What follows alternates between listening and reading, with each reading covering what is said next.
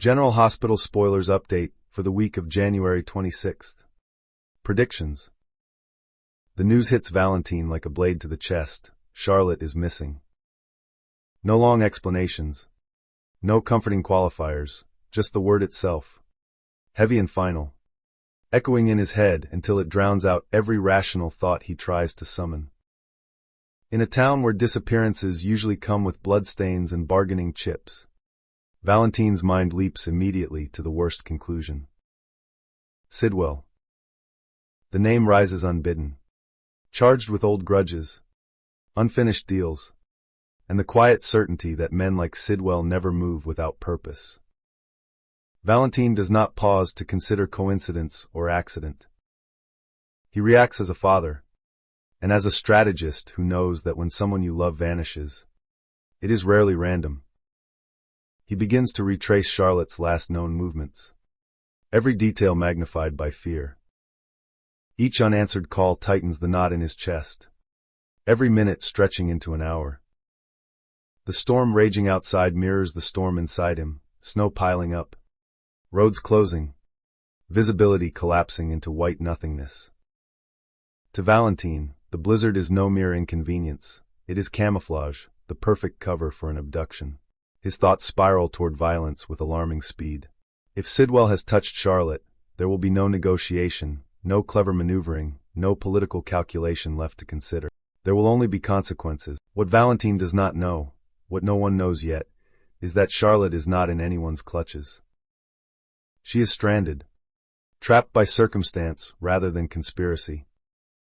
Near Drew's house, the snow has turned merciless, swallowing roads, killing phone signals, and isolating anyone unlucky enough to be caught in its grip. Charlotte's situation is frightening, uncomfortable, and dangerous in its own quiet way, but it is not the calculated cruelty Valentine imagines. Still, the truth remains buried beneath layers of ice.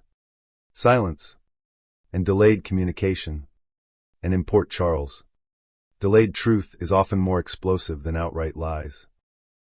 As word of Charlotte's disappearance spreads, fear multiplies. Lulu hears first, and panic sharpens her voice before she even finishes processing the information. Charlotte is not just Valentine's daughter. She is Lulu's blood too, a fragile thread connecting past loves, past mistakes, and unfinished emotional wars. Lulu's worry is immediate and visceral. She does not wait for instructions or reassurance. She starts searching on her own, calling contacts, demanding answers, refusing to sit still while a child might be in danger. Every dark scenario flashes through her mind, each one worse than the last. Nathan is pulled into the orbit of concern almost instantly. His instincts kick in, professional and personal colliding. He knows how quickly these situations can deteriorate, how fast panic can lead to bad decisions. Yet he is not immune to fear either. Charlotte's absence gnaws at him, pushing him toward action even as he tries to maintain control. Without coordination, without a central plan, multiple searches begin simultaneously, overlapping and clashing in ways that only heighten the chaos. Everyone wants to help. Everyone is terrified of being too late. Valentine, meanwhile, is already moving toward confrontation. In his mind, the logic is airtight. Sidwell has motive. Sidwell has resources. Sidwell has a history of targeting vulnerabilities. Charlotte is the ultimate vulnerability. The fact that there is no proof only fuels Valentine's anger. Absence of evidence has never stopped bloodshed in Port Charles before. He begins laying the groundwork for retaliation, reaching out to allies, activating contingencies he hoped never to use. The possibility of open war looms, not just between two men, but between factions that could tear the town apart. What no one anticipates is Carly being the one to break the spiral. Carly receives the information differently, piecemeal, fragmented, but crucially, with context. Through channels that are never entirely clear even to her. She hears that Charlotte has been located. Alive. Cold. Frightened. But safe. The relief is immediate and overwhelming. But Carly knows better than to let emotion override strategy. In Port Charles, timing is everything, and information released at the wrong moment can be as destructive as a lie. She understands instantly what Valentine is likely planning, and what Sidwell will assume Valentine is planning. A single misstep could ignite violence that cannot be undone. Carly does not waste time. She goes straight to Valentine, delivering the news with urgency and precision. Charlotte is safe. The storm trapped her. There was no abduction. No plot. No Sidwell. The words land slowly, struggling to penetrate the wall of rage Valentine has built. For a moment, he does not believe her. He cannot afford to. Belief would mean acknowledging how close he came to crossing a line that could never be uncrossed. But Carly is insistent, and the details she provides are specific enough to dismantle his assumptions piece by piece. As the truth settles in, Valentine's fury does not vanish, it transforms. Relief crashes into him just as violently as fear had, leaving behind a hollow exhaustion and a chilling realization of how easily he could have destroyed everything. Carly's intervention does more than save Sidwell from immediate retaliation, it saves Valentine from himself. The near miss changes the dynamic between all of them. What could have become open warfare dissolves into something far more dangerous, quiet calculation. Valentine and Sidwell are no longer circling each other as enemies reacting to perceived threats. Instead, they find themselves standing on the edge of an unspoken understanding.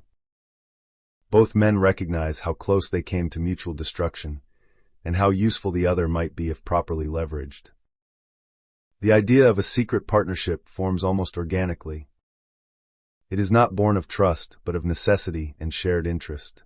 Their target is Brennan, a figure whose influence has grown steadily, quietly, and in ways that threaten them both. Alone, neither Valentine nor Sidwell can move against Brennan without unacceptable risk. Together, they might stand a chance. The alliance is fragile, built on grudging respect and mutual suspicion. But it is an alliance nonetheless. The question that complicates everything is Carly. Carly and Sidwell have history, and it is not friendly. If anything, it is openly antagonistic. Each sees the other as a destabilizing force, someone who cannot be controlled and therefore must be neutralized. Valentine knows that bringing Carly into any plan involving Sidwell is a gamble bordering on madness. Yet he also knows Carly's value, her instincts, her reach, her refusal to be intimidated. If he wants this plan to succeed, he may need her. The dilemma is not whether Carly could help. It is whether she would ever agree once Sidwell's name enters the conversation.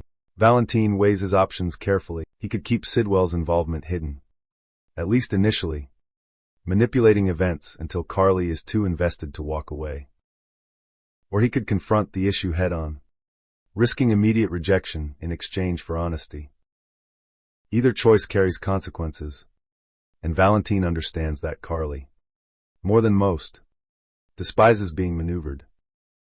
As these high-level calculations unfold, another disappearance shakes a different corner of Port Charles. Jason is the one who saves Britt. The circumstances are intense, dangerous, and intimate in the way only shared trauma can create. In the aftermath, stripped of adrenaline and fear, they find themselves together in a fragile bubble of connection. For one night, the world seems quieter, simpler. Walls lower. Secrets remain, but they feel less heavy in the shared silence between them. It is not a fairy tale, but it is real, and that makes it more dangerous. By morning, Britt is gone. There is no note. No explanation. Just absence. Jason wakes to the familiar dread of history repeating itself. He moves quickly, methodically, scanning for signs of struggle, signs of choice, signs of coercion. The evidence is ambiguous enough to be infuriating. Britt did not vanish in a way that screams kidnapping, but she did not leave in a way that feels voluntary either.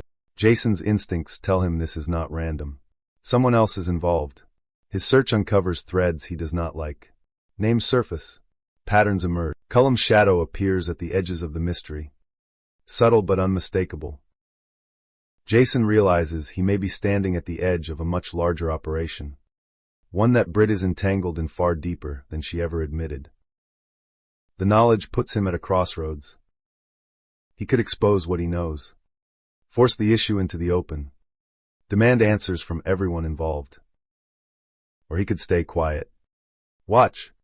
And wait, using secrecy as a weapon rather than a liability. Jason chooses patience. Not because it is easy, but because it is effective. He understands surveillance better than confrontation, and he senses that Britt's safety may depend on him not tipping his hand too soon. Every move he makes is calculated, every contact monitored, every silence intentional. The urgency remains, but it is buried beneath discipline. Elsewhere, Ava and Sunny reach an uneasy understanding.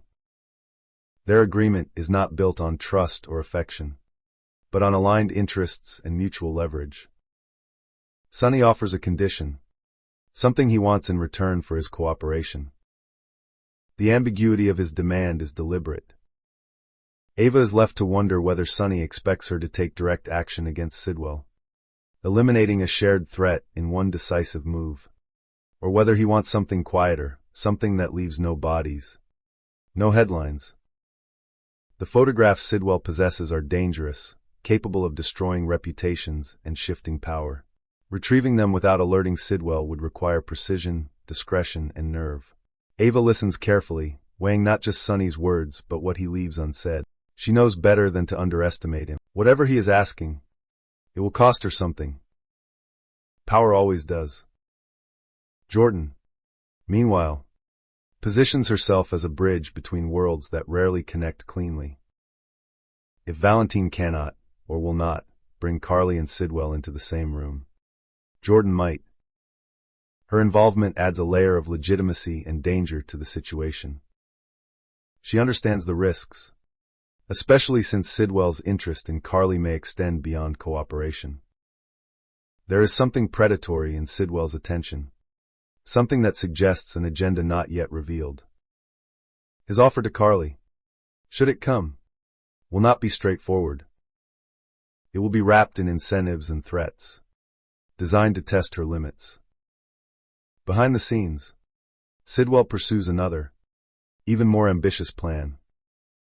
He intends to reshape the town's political landscape by installing a new congressman to replace Drew, someone loyal, controllable, and indebted.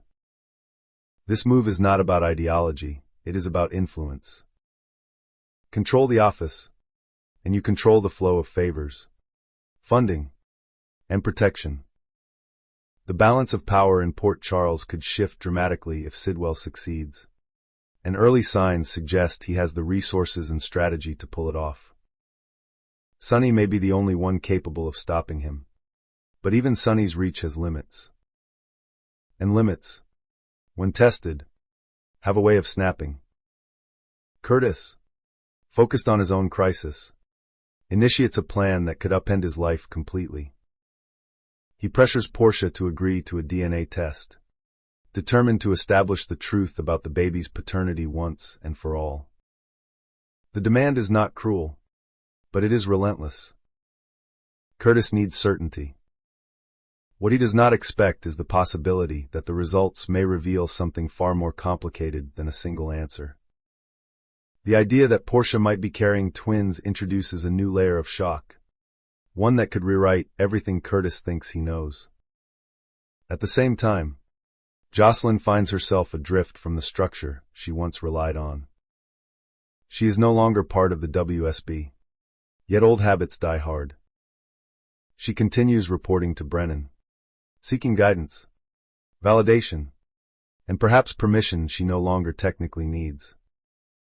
Brennan's warning is sharp and unsettling, striking at her pride and independence. Jocelyn bristles, anger flaring, but the warning does not stop her. If anything, it fuels her determination to act on her own terms, quietly pursuing a plan she believes is necessary, even if it means defying Brennan outright. And as Jason continues his search for Britt, he is not the only one looking. Rocco, driven by worry and loyalty, inserts himself into the hunt. He seeks out Jason, insisting on helping, on being involved. Jason sees the danger immediately. This is not a mission for someone like Rocco, not when secrets and violence lurk just beneath the surface. He tries to push Rocco away, to protect him, but Rocco's resolve mirrors Jason's own in uncomfortable ways. The search is expanding, drawing more people into its orbit, and with every new participant, the risk multiplies. The relief surrounding Charlotte's safety does not bring peace, it merely changes the temperature of the room. Fear cools into calculation, panic into intent. Valentine visits Charlotte as soon as the roads reopen, standing by her bedside as she sleeps, watching the slow, steady rise and fall of her chest. The blizzard has left her shaken but unharmed, and the doctors assure him she will recover fully. He nods, thanks them, and waits until he is alone before allowing himself to breathe. The terror of nearly losing her lingers, sharpening his resolve. Whatever games are being played in Port Charles, he will not let his family be collateral damage again. That vow becomes the foundation for his next move.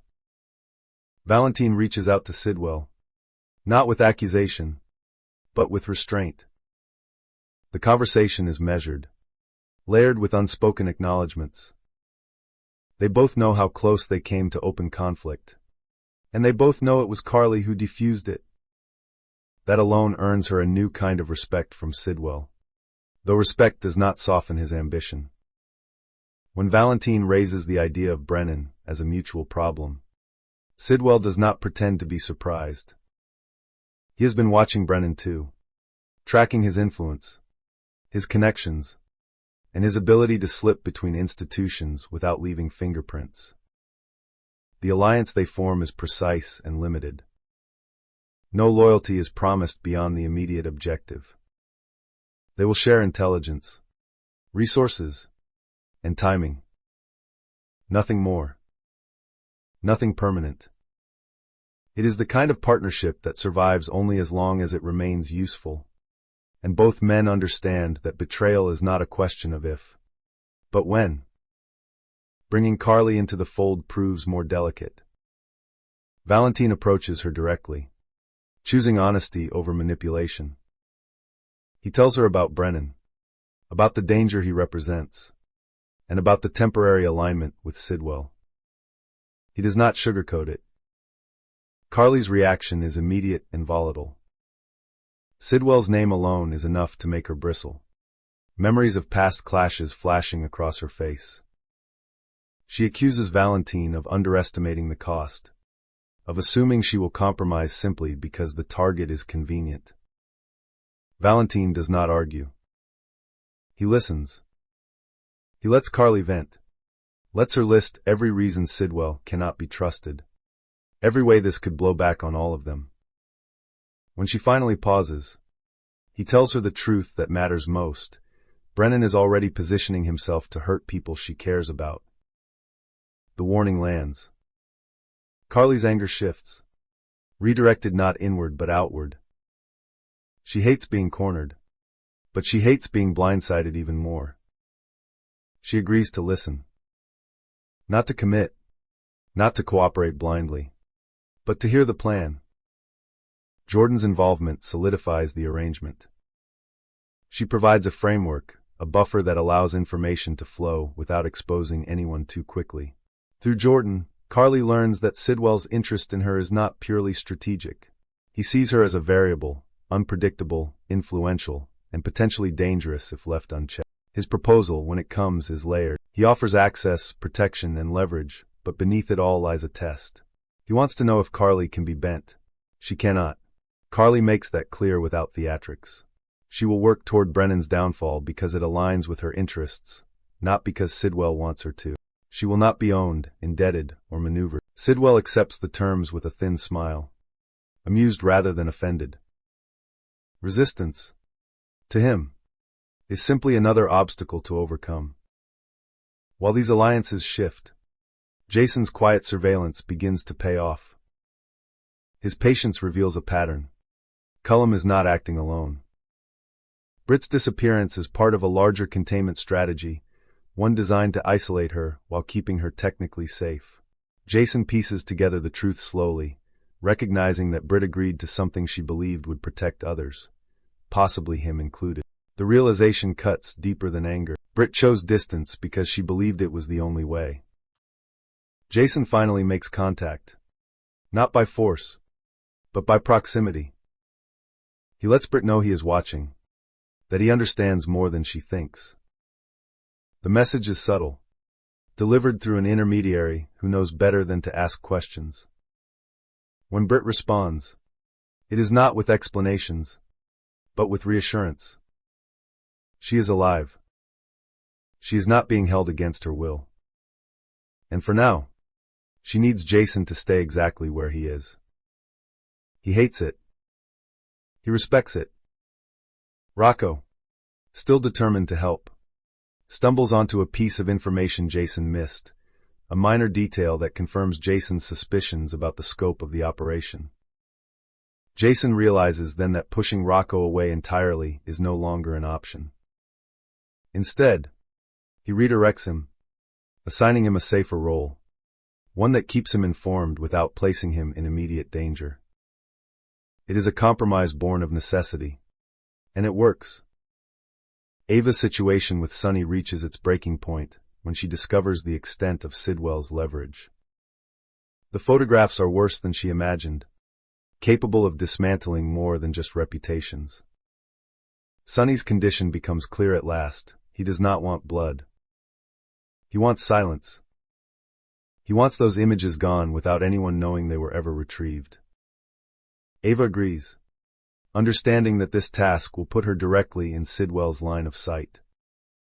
She executes the plan with precision, exploiting Sidwell's overconfidence. The exchange is seamless, the evidence secured and erased. When Ava reports back to Sunny, there is no celebration, just a mutual understanding that the war has merely shifted fronts. Sidwell, undeterred, moves forward with his political gambit. The candidate he backs is polished, charismatic, and dangerously obedient. Campaign money flows, endorsements appear, and within weeks, the momentum is undeniable. The town begins to feel the change before it is officially announced. Power, once dispersed, starts to concentrate. Sunny sees it coming. He mobilizes what influence he has left, but even he cannot stop everything. The election proceeds, and Sidwell's candidate wins.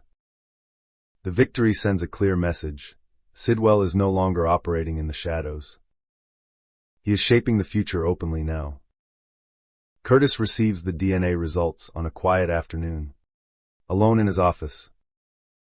The envelope feels heavier than it should. When he opens it, the truth unfolds in a way he did not anticipate. The results confirm not only paternity, but the presence of twins. The revelation reframes every argument, every doubt, every fear he has carried. Curtis is overwhelmed, caught between relief and dread. This is not a problem to solve, it is a reality to accept. How Portia will respond, how this will change them, remains uncertain. But one thing is clear, there is no turning back. Jocelyn's defiance finally catches up to her. Acting without Brennan's approval, she uncovers a connection between his operations and Sidwell's political maneuvering. The discovery puts her in danger she did not fully anticipate. When Brennan confronts her, his anger is sharp, but beneath it lies concern. He warns her again, more forcefully this time. Jocelyn listens, truly listens, and for the first time understands the scale of what she has stepped into. She pulls back, not in surrender, but in strategy. The convergence comes when all threads intersect around Brennan. Valentine and Sidwell execute their plan with cold efficiency, using Carly's influence to destabilize Brennan's support while Jordan applies legal pressure. Jason's intelligence fills in the gaps, and Sonny's presence ensures no one underestimates the cost of resistance. Brennan is cornered not by force, but by exposure. His alliances crumble. His protection evaporates. When the final blow lands, it is quiet and irrevocable. In the aftermath, Port Charles exhales. Charlotte returns home, her ordeal becoming a reminder of how quickly life can fracture and how fiercely it must be protected. Valentine holds her a little tighter, speaks a little softer, and watches the world a little more carefully. Carly steps back from the edge, satisfied but wary. Sidwell remains a threat, perhaps an even greater one now, but for the moment, their interests no longer collide. The uneasy truces forged in crisis dissolve into watchful distance. Jason waits. Britt's situation remains unresolved, but the lines of communication are open. Hope, fragile as it is, survives. Ava and Sonny return to their separate corners, their agreement fulfilled, their rivalry intact. Curtis faces the future with new clarity, knowing that some truths do not simplify life, they deepen it. Jocelyn recalibrates, wiser now, understanding that independence without caution is just another kind of vulnerability. And Sidwell, having tasted victory and resistance in equal measure, surveys the town he has helped reshape. The balance of power has shifted, but not settled. In Port Charles, it never does.